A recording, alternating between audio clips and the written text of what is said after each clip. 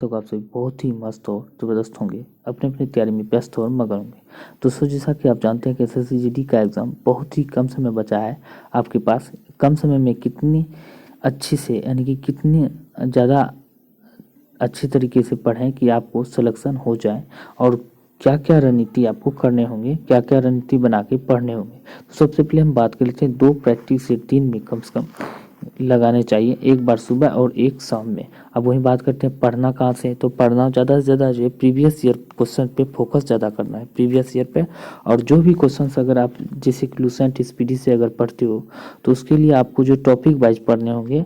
और वही बात कर लेते हैं ग्रुप डिस्कस, यानी कि 10 20 या 5 जो भी लड़के हो मिलकर, यानी कि ग्रुप डिस्कस बना के पढ़ने से ज़्यादा फायदा होता है। उससे जो है जो भी क्वेश्चंस होता है मेंशन ज़्यादा होते हैं। और वही बात कर लेते हैं प्रैक्टिस से ज़्यादा लगने हैं, और करंट अफेयर भी पढ़ने हैं और हिंदी भी पढ़ने हैं। तो बात करते हैं एग्ज़ाम में सबसे पहले हम अटेम्प्ट करने की बात करते हैं। सबसे पहले आप जीके या हिंदी जो भी जानते हो, सबसे पहले जो एग्ज़ाम में आपको समय बचाने हैं और ज़्यादा से ज़्यादा क्वेश्चन को अटेम्प्ट लेने हैं, सबसे पहले जीके को आपको बनाने होंगे। उसके बाद हिंदी की हम बात करें तो हिंदी बनाना है, जो हिंदी लिए है तो हिंदी, और इंग्लिश लिए तो इंग्लिश। उसके बाद जो है रीजनिंग को आपको बनाना है। रीजनिंग के बाद सबसे लास्ट में मैथ को समय देना है, यानी मैथ को। मैथ में जो बचा, जो बना, अब बना तो बना, जो छूट गया छूट गया, यानी कि आपको जो जी तो उसको भी छोड़ना किसी को नहीं है। लेकिन सबसे पहले जीके से शुरुआत करें और हिंदी से, उसके बाद रीजनिंग मैथ को बनाएं। तभी, क्योंकि मैथ अगर पहले बनाते तो आपके पास समय कम बचते हैं और इसी में आपको समय ज़्यादा चल जाता है, तो आप क्वेश्चन ज़्यादा अटैम्प्ट नहीं ले पाते हो। तो चलिए इसी रणनीति के साथ आप तैयारी करें और प्रैक्टिस सेट ज़्यादा से ज़्यादा लगाएं। तो चलिए इससे पहले हम बात कर लेते हैं आज की मोटिवेशन लाइन की। आज जो बात करते हैं 20 एमसीक्यू है, जो मोस्ट इंपॉर्टेंट है, जो प्रीवियस ईयर क्वेश्चन पर आधारित है, जो आपको सामान्य अध्ययन से संबंधित जो भी एग्जाम में पूछे जाते हैं उसके लिए मोस्ट इंपॉर्टेंट हो जाते हैं।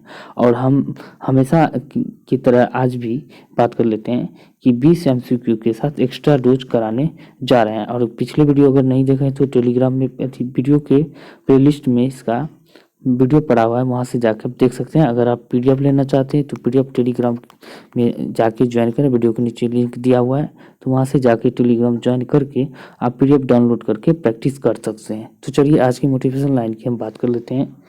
मेहनत इतनी खामोशी से करो कि सफलता शोर मचा दे। मेहनत इतनी खामोशी से करो कि सफलता शोर मचा दे।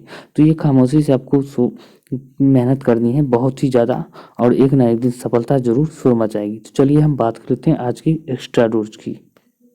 आज का हमारा एक्स्ट्रा डोज क्वेश्चन है, जो एग्जाम में छपने वाला क्वेश्चन कह सकते हैं। यह आपको एग्जाम जो है 2023 में जितने भी एग्जाम होने वाले हैं उसमें आपको यह क्वेश्चन जो देखने को मिल सकते हैं। तो बात कर लेते हैं फीफा वर्ल्ड कप 2022 की। फीफा वर्ल्ड कप जो है बहुत ही मोस्ट इम्पोर्टेंट हो जाते हैं सभी एग्ज़ाम के लिए, जिसमें भी एग्ज़ाम में करंट पूछे जाते हैं उसके लिए बहुत ही मोस्ट इम्पोर्टेंट हो जाते हैं। अब वही बात कर लेते हैं, ये है लियोनेल मेसी, आप देख सकते हैं लियोनेल मेसी है जिसे गोल्डन बॉल का पुरस्कार मिला, यानी कि गोल्डन बॉल पुरस्कार 2 बार मेसी को मिला है। यानी कि मेसी जो है 2 बार गोल्डन पुरस्कार विजेता रहा है। यानी कि क्वेश्चन जो है सीधा ये वाला क्वेश्चन नहीं पूछा था, तो फीफा वर्ल्ड कप किसने जीता, कहाँ पे आयोजित हुआ। अगर आपको फंसाना चाहेंगे ना तो आपको फंसा सकते हैं कि गोल्डन बॉल किसे मिला है, तो गोल्डन बॉल लियोनेल मेसी को मिला है। ये 2 बार रहे हैं।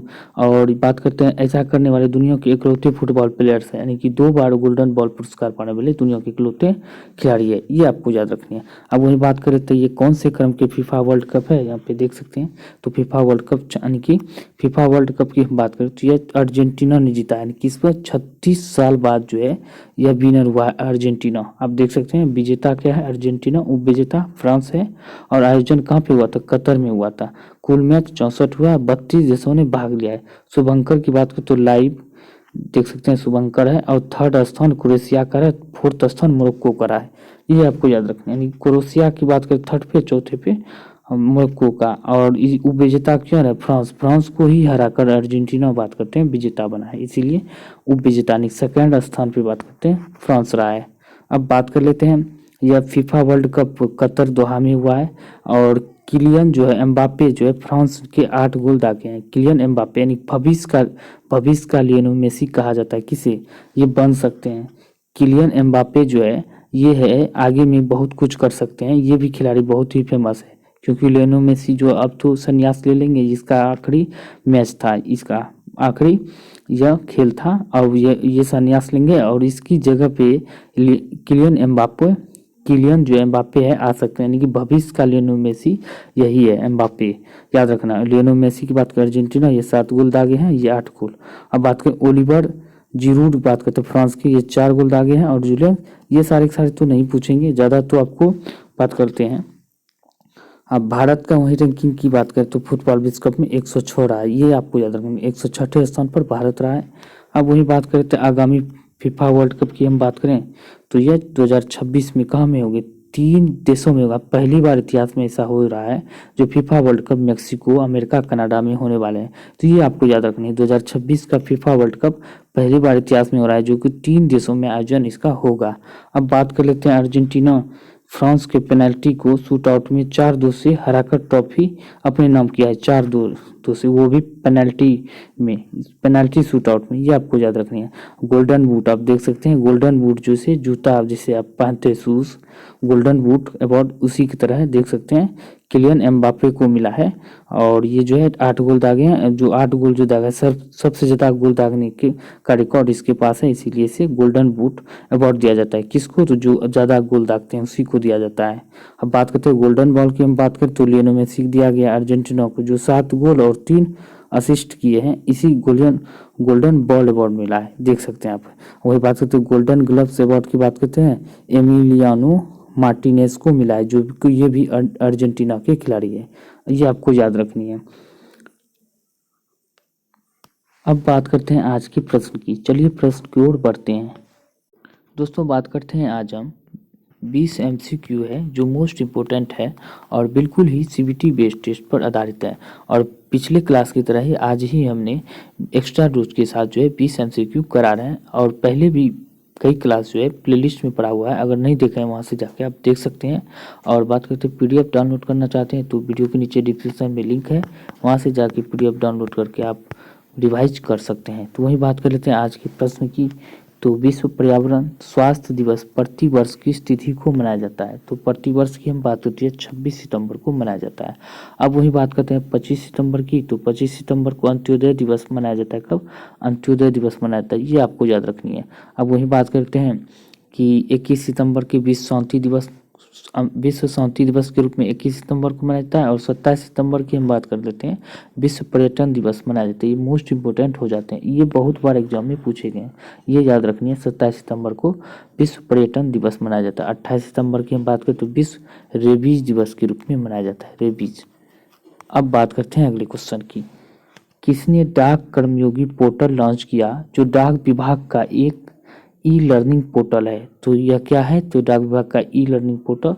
तो बात करें श्री अश्विनी वैष्णव के द्वारा लॉन्च किया गया। अश्विनी वैष्णव वर्तमान में कौन है, रेलवे मंत्री है, ये याद रखनी है। नरेंद्र मोदी प्रधानमंत्री है, अमित शाह क्या है, गृह मंत्री और सहकारिता मंत्री दोनों है, यानी कि पहली सहकारिता मंत्री होने का गौरव जो अमित शाह को प्राप्त है, याद रखना है। और इससे पहले अमित शाह जो है क्या है, बीजेपी का अध्यक्ष था। JP नड्डा भी वर्तमान में है, इससे पहले ये अमित शाह ही इसका बीजेपी का अध्यक्ष था। बात करते हैं अब अगले क्वेश्चन की, भारतीय वायुसेना ने किस वर्ष तक MiG-21 विमान को बाहर करने की घोषणा की है, तो किस वर्ष तक में ये बाहर कर दिया जाएगा, तो 2025 तक में ये बाहर कर दिए जाएंगे। और याद रखनी है फ्रांस से जो है 36 कुल राफेल विमान आया है, कितना, 36 राफेल विमान फ्रांस से खरीदा गया है, ये याद रखनी है।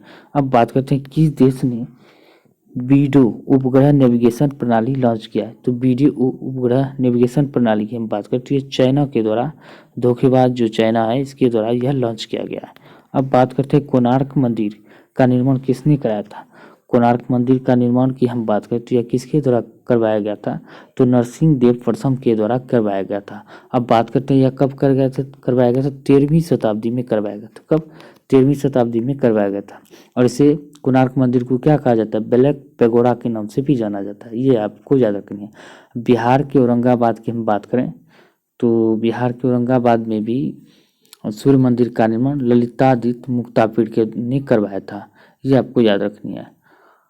अब बात करते हैं अगले क्वेश्चन की, तो भारतीय संविधान में पहली बार संशोधन कब किया गया था, तो भारतीय संविधान में हम बात करते हैं पहली बार संशोधन 1951 में 1951 में किया गया था। अब बात कर रहे थे भारतीय संविधान की, अगर बात करें तो पूर्ण रूप से कब लागू हुआ था, तो 26 जनवरी 1950 में लागू हुआ था। ये आपको याद रखना है, ये कई खूब पूछे जाते हैं ये सारे प्रश्न। अब बात करते हैं संविधान सभा का अंतिम बैठक, ये भी खूब पूछे जाते हैं। तो 24 जनवरी 1950 में ये संविधान सभा का अंतिम बैठक आयोजित हुआ था, ये भी याद रखने हैं। अब बात करते हैं संविधान की संविधान संशोधन प्रक्रिया, तो 368 आर्टिकल में, यानी कि अनुच्छेद 368 है, भाग पूछे तो भाग किसमें, 20 में, ये भी खूब पूछे जाते हैं। ये सारे सारे जो एक्स्ट्रा इफेक्ट है ये आपको याद रखनी है, एग्जाम के पॉइंट ऑफ व्यू से महत्वपूर्ण हो जाते हैं। अब बात करते हैं निम्नलिखित में से कौन सा राज्य भारतवर्ष में रबर की खेती के लिए प्रसिद्ध है, तो रबर की खेती के लिए प्रसिद्ध है केरल। और केरल की हम बात करें तो सबसे साक्षर राज्य जो है भारत में केरल ही है, और लिंगानुपात में केरल ही है, और मसाला के उत्पादन में ही केरल है, ये आपको याद रखनी है। केरल और बहुत सारे मामले में हम बात करें तो केरल आगे है भारतवर्ष में। अब वही बात करते हैं निम्नलिखित में से पूंजी का संग्रहण पुस्तक का लेखक कौन है। पूंजी का संग्रहण पुस्तक की लेखक की हम बात करें तो यह श्रीमती जॉन रॉबिन्सन है, जॉन रॉबिन्सन, ये आपको याद रखनी है। अब बात कर लेते हैं इसका वेल्थ ऑफ नेशन की, तो पुस्तक ये भी बहुत मोस्ट इम्पोर्टेंट है। ये एडम स्मिथ के द्वारा वेल्थ ऑफ नेशन पुस्तक लिखा गया है। अब बात करते हैं ड्रेन ऑफ वेल्थ की पुस्तक की बात करते हैं, ड्रेन ऑफ वेल्थ पुस्तक दादा भाई नौरोजी के द्वारा लिखा गया है। अब बात करते हैं एडम स्मिथ की, तो एडम स्मिथ को अर्थशास्त्र का जनक भी कहा यानी कि माना जाता है, ये भी याद रखनी है। अब बात करते हैं अगले क्वेश्चन की। अब बात करते हैं भारत का पहला संचालन उपग्रह IRNSS-1A कहाँ से छोड़ा गया था, इसे कहाँ से छोड़ा गया था, तो बात करते हैं श्री हरिकोटा से छोड़ा गया था। अब बात करते हैं सार, यानी कि सार जो होता है SHAR, यानी कि सार केंद्र की हम बात करें तो सार केंद्र कहाँ पे, श्री हरिकोटा में स्थित है। इसरो का प्रमुख केंद्र है इसरो का, यहाँ से ही कोई भी उपग्रह होता है जो संचालन आदि सब यहीं से सार श्रीहरिकोटा से छोड़ा जाता है। कहाँ पे स्थित है, इसरो श्रीहरिकोटा में स्थित है। और श्रीहरिकोटा कहाँ पे पड़ता है, किस राज्य में, तो आंध्र प्रदेश में पड़ता है, ये आपको याद रखना है। आंध्र प्रदेश से अलग होकर कौन सा नया राज्य बना है, तो तेलंगाना बना है, तेलंगाना, ये आपको याद रखनी है। और ये कब बना है, तो 2 जून 2014 में बना है, ठीक है, ये आपको याद रखनी है। अब बात करते हैं विश्व का प्रथम अंतरिक्ष में छोड़ा गया उपग्रह क्या था, तो विश्व में सर्वप्रथम अंतरिक्ष में छोड़ा गया उपग्रह कौन था, स्पुतनिक फर्स्ट था, ये आपको याद। कब छोड़ा गया था, 4 अक्टूबर 1957 में छोड़ा गया था, ये आपको याद रखना है। अब बात कर लेते हैं अगले क्वेश्चन की, धोबन सोडा का सूत्र क्या है, तो धोबन सोडा का सूत्र की हम बात कर ले तो ये Na2CO3 है, Na2CO3 धोबन सोडा का सूत्र है। और धोबन सोडा का रासायनिक नाम की हम बात करें तो सोडियम कार्बोनेट को धोबन सोडा कहते हैं, इसे सोडियम कार्बोनेट भी कहा जाता है। और वाशिंग सोडा का एक क्या है, अकार्बनिक यौगिक है, कौन है, अकार्बनिक यौगिक है। यह एक सामान्य लवण है जिसका जलीय घोल क्षारीय होता है, और इसका जलीय घोल की हम बात करें तो क्या होता है, क्षारीय। ये सारे आपको याद रखनी है। अब बात कर लेते हैं अगले क्वेश्चन की, हीमोग्लोबिन में धातु तत्व होता है, हीमोग्लोबिन जो रक्त में हीमोग्लोबिन पाया जाता है मानव के रक्त में, तो धातु तत्व क्या पाया जाता है, लोहा पाया जाता है। ये बहुत स्टूडेंट जो है कंफ्यूज रहते हैं, हीमोग्लोबिन में लोहा पाया जाता है, लेकिन इस क्लोरोफिल में अगर बात करें तो क्या पाया जाता है, तो क्लोरोफिल में हम बात करें तो ये मैग्नीशियम पाया जाता है, Mg, क्लोरोफिल में मैग्नीशियम और हीमोग्लोबिन में लोहा पाया जाता है, ये आपको याद रखनी है। अब बात कर लेते हैं महिलाओं में अगर हम बात करें तो प्रायः क्या होता है, लोहा की कमी रहता है, लोहा की कमी, कैल्शियम और आयरन की कमी रहता है महिलाओं में, ये आपको याद रखनी है। और थाल घाट और भोर घाट में से किस तट पर स्थित है, थाल घाट और भोर घाट की हम बात करें तो कोकण तट पर स्थित है। और इससे संबंधित हमने जो पिछले वीडियो में जो है आपको मैप सहित जो है इसका मेंशन कर किया हुआ है पिछले वीडियो में। अगर नहीं देखे हैं तो जाके देख सकते हैं। थालघाट भोरघाट और उत्तरी कोंकण तट, मलाबार तट कहाँ पे है, किस, ये सारे के सारे जो मेंशन किया हुआ है। और जो भी कुछ और बचा हुआ है हम धीरे धीरे जो है आगे और से करने का प्रयास कर रहे हैं। तो आपको धीरे धीरे पूरा भारत और विश्व का दर्शन कराने का हम प्रयास कर रहे हैं। अब बात कर लेते हैं वही पित्त का मुख्य कार्य क्या होता है। पित्त का मुख्य कार्य की हम बात करें तो इससे पहले हम और भी बात कर लेते हैं। जैसे कि हम बात कर लिए क्या कि थालघाट बोरघाट क्या है, कोंकण तट में क्या है, थालघाट बोरघाट। और वहीं बात करते हैं पाल घाट में क्या होता है, पाल घाट भी कोंकण तट पर स्थित है। पाल घाट भी थालघाट बोरघाट भी स्थित है और पाल घाट भी कोंकण तट पर स्थित है। अब बात करते हैं पश्चिमी तट के उत्तरी हिस्से में क्या है, तो पश्चिमी तट के जो है उत्तरी हिस्से में ये है पश्चिमी तट, यहाँ पे पश्चिमी तट है, ये हुआ उत्तरी हिस्सा, तो इसको जो क्या कहते हैं कोंकण तट ही कहा जाता है।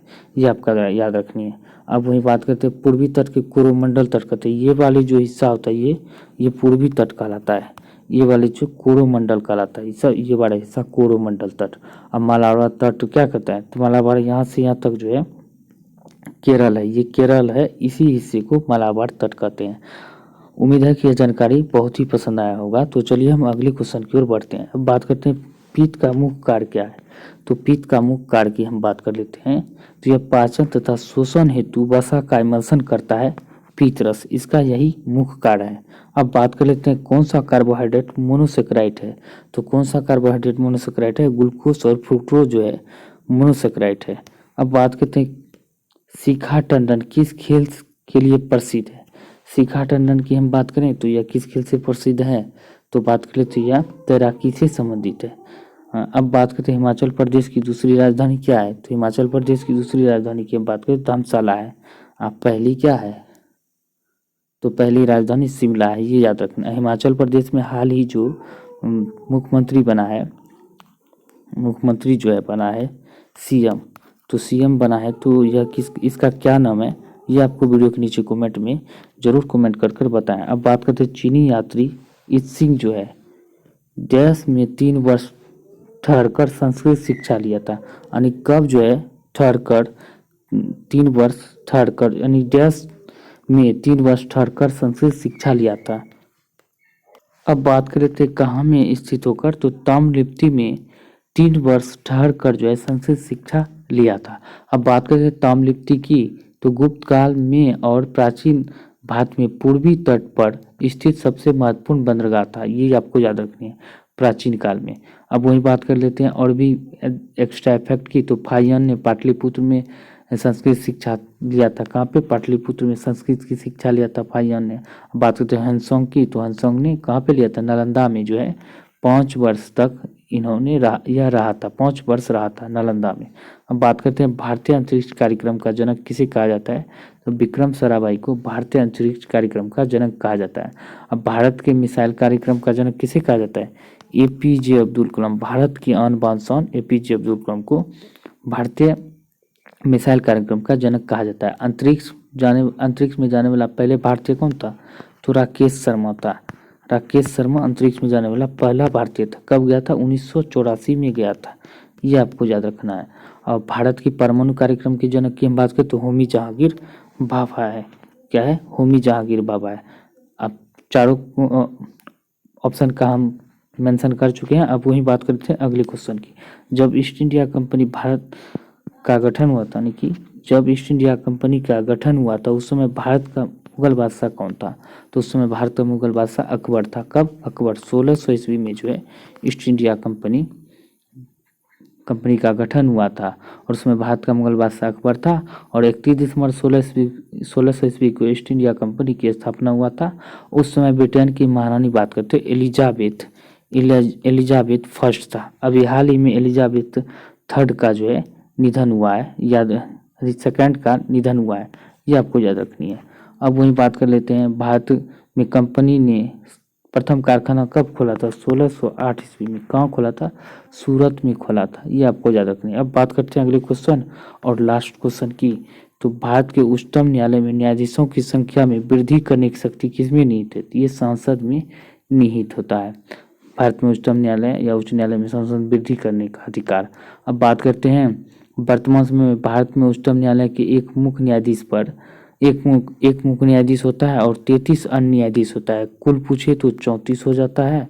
अगर मुख्य न्यायाधीश पूछे तो एक और अन्य न्यायाधीश पूछे तो 33, यानी कि कुल पूछे तो 34। ये आपको याद रखनी है। भारतीय संविधान के भाग 5 के अनुच्छेद भाग 5 में अनुच्छेद 124 से लेकर 147 तक के उच्च न्यायालय से संबंधित है। किसे? उच्च न्यायालय से संबंधित है।